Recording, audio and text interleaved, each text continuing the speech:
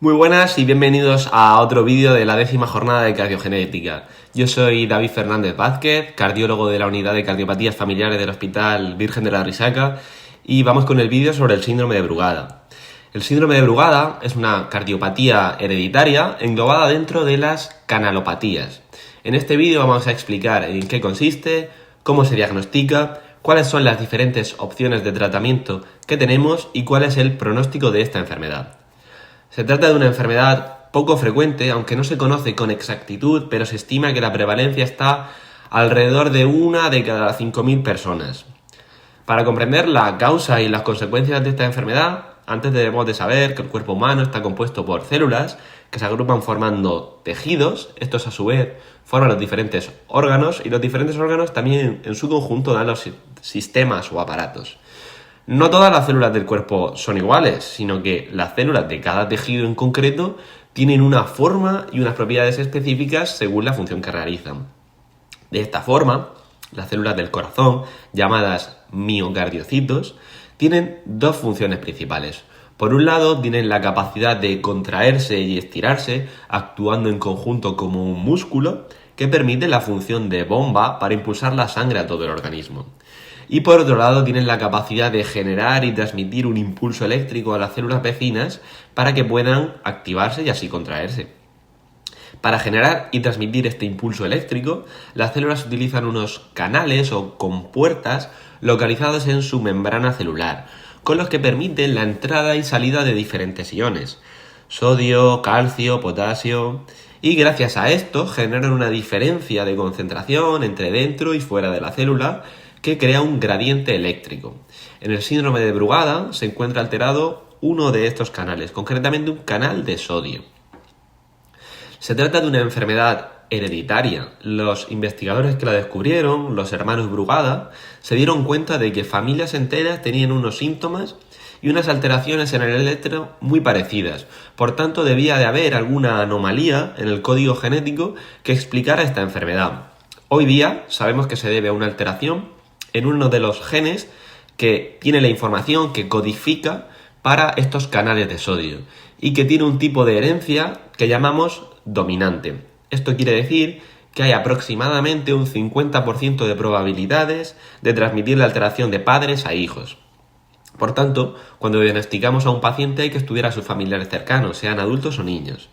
Si bien todavía queda mucho por descubrir, pues cuando hacemos un estudio genético, tan solo a un 30% de los pacientes encontramos la alteración genética concreta responsable de la enfermedad. Así que si estás en el instituto, estudia mucho, porque quizás seas tú el próximo doctor Brugada. Entonces, si esta enfermedad está en los genes, pero solo encontramos la causa genética concreta en el 30% de los casos, ¿cómo la diagnosticamos? Bien, pues el diagnóstico se hace en base a unas alteraciones concretas que aparecen al realizar un electro. Concretamente, a nivel académico, por si a alguien más le interesa, pues es una elevación del punto J de 2 milímetros en derivaciones precordiales derechas de V1 o V3, colocada en el segundo, tercero o cuarto espacio intercostal. La mayor parte de las veces es un diagnóstico casual al realizarse un electro por otro motivo.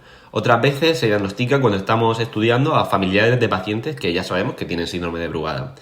Y a veces, incluso cuando hay dudas, se puede hacer una prueba que llamamos de provocación farmacológica. Esto consiste en utilizar un fármaco intravenoso que bloquea los canales del sodio mientras estamos haciendo un electro. En personas normales no debe de aparecer ninguna alteración, pero en los pacientes que ya tienen una función del canal del sodio disminuida, aparecerán las alteraciones del electro características de esta enfermedad. Entonces, si el problema del síndrome de Brugada es una alteración genética, ¿la enfermedad está presente desde el nacimiento? La respuesta corta es no. Aunque tengas la alteración genética que produce el síndrome de Brugada, existe lo que se llama expresividad variable, lo que quiere decir que hay personas que manifiestan las alteraciones, otras que no, y dentro de las que las expresan hay diferente grado de riesgo. Cuando explicamos una enfermedad, cuando la descubrimos, normalmente lo hacemos basándonos en los casos más graves, pero con el tiempo descubrimos que la enfermedad es mucho más frecuente de lo que pensábamos y que se diagnostica más veces por casualidad a cualquier edad, como por ejemplo pues una persona de 70 años que va a operarse de una hernia y al hacerse el preoperatorio se descubre que tiene una enfermedad de toda la vida.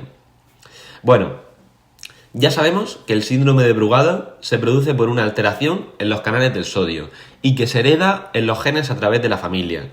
Pero, ¿cómo afecta esto al funcionamiento del corazón? Bien, pues en el síndrome de Brugada se pueden producir arritmias, que son alteraciones del ritmo normal del corazón. El ritmo normal del corazón puede verse alterado porque vaya muy rápido, que es lo que se conoce como taquicardia, muy lento, que es lo que se conoce como bradicardia, o irregular. Al producirse una arritmia, el correcto funcionamiento de la bomba puede verse alterado, dando lugar a síntomas que varían desde un simple mareo, palpitaciones, a la pérdida de conocimiento, también llamada síncope, e incluso a la aparición de complicaciones serias. La gran mayoría de arritmias son benignas, pero existen también arritmias peligrosas o malignas. ¿Cuál es el pronóstico y el tratamiento? Bien, pues el pronóstico es muy variable. Muchos pacientes lo padecen y lo desconocen hasta que son mayores, cuando se descubre la enfermedad al realizarse un electro por otro motivo y están realizando una vida completamente normal. Los pacientes que nunca han sufrido una pérdida de conocimiento, no tienen antecedentes familiares de muerte súbita y cuyo electro es prácticamente normal o solamente observamos las alteraciones con esta prueba que hemos comentado de provocación farmacológica, tienen un riesgo muy bajito de complicaciones y pueden hacer vida normal. Si bien se recomienda revisiones por lo menos una vez al año para comprobar que todo sigue igual. Hay pacientes que tienen un riesgo intermedio, como por ejemplo aquellos en los que observamos de forma constante el patrón típico en el electro. En estos casos puede estar indicado realizar un estudio electrofisiológico para estratificar el riesgo real. Es un procedimiento que se realiza en la unidad de arritmias a través de unos catéteres que se introducen por una vena de la pierna, se llega hasta el corazón y se estimula para ver cómo se comporta. La prueba se realiza con anestesia local y es excepcional que se produzcan complicaciones graves. Si la estimulación consigue provocar la aparición de arritmias peligrosas, pues el paciente será considerado de alto riesgo y ahora veremos lo que pasa con los pacientes de alto riesgo. En caso negativo, el paciente es dado de alta a las 24 horas y pasa a ser considerado de bajo riesgo. Para aquellos pacientes con antecedentes de un síncope o los supervivientes de un episodio de arritmias peligrosas, se dispone de un tratamiento que ha demostrado ser muy eficaz. Estos son los pacientes de alto riesgo y es el desfibrilador automático implantable, también conocido como DAI. El DAI es un aparato similar a un marcapasos que se coloca en la piel del pecho debajo de la zona de la clavícula. El DAI contiene un circuito similar a un pequeño ordenador que está comprobando segundo a segundo el latido del corazón y es capaz de detectar y anular cualquier arritmia maligna que detecte. Es extremadamente eficaz para prevenir la muerte súbita en los pacientes de alto riesgo. También existe la posibilidad de tomar un fármaco llamado quinidina para algunos pacientes, solamente para algunos pacientes que, siendo de alto riesgo o tienen alguna contraindicación para ponerse un DAI o teniendo el DAI han tenido muchos episodios de arritmias malignas. Además, en todos los pacientes diagnosticados de síndrome de Brugada, independientemente de su riesgo basal, es importante evitar los factores desencadenantes de arritmias peligrosas, que sabemos que son 3.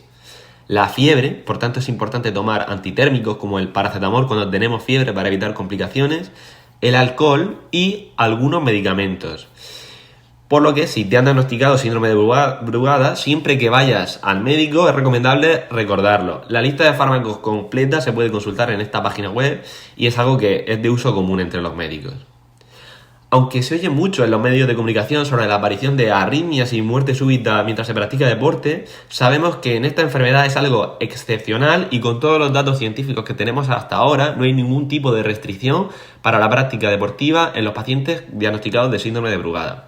Si bien hay que remarcar que en los pacientes que llevan puesto un desfibrilador, pues conviene evitar los deportes en los que una pérdida de conocimiento pueda suponer un riesgo para su vida, como por ejemplo pues la escalada o el surf, ¿no? Donde te puedes caer o ahogar. Y bueno, para finalizar, en resumen, ¿qué hemos aprendido del síndrome de Brugada? Pues que el síndrome de Brugada es una cardiopatía hereditaria, poco frecuente, que tiene un riesgo aumentado de arritmias. Que el problema causal de esta enfermedad se encuentra en una alteración de un canal de sodio. Que la mayoría de pacientes son asintomáticos y se descubre la enfermedad de forma casual en algún momento de su vida y que el tratamiento está principalmente basado en evitar las situaciones desencadenantes y, para los pacientes que tienen alto riesgo, colocar un desfibrilador. Bueno, eso es todo. Espero que os haya gustado y que sigáis disfrutando de la 10ª jornada de cardiogenética. Adiós.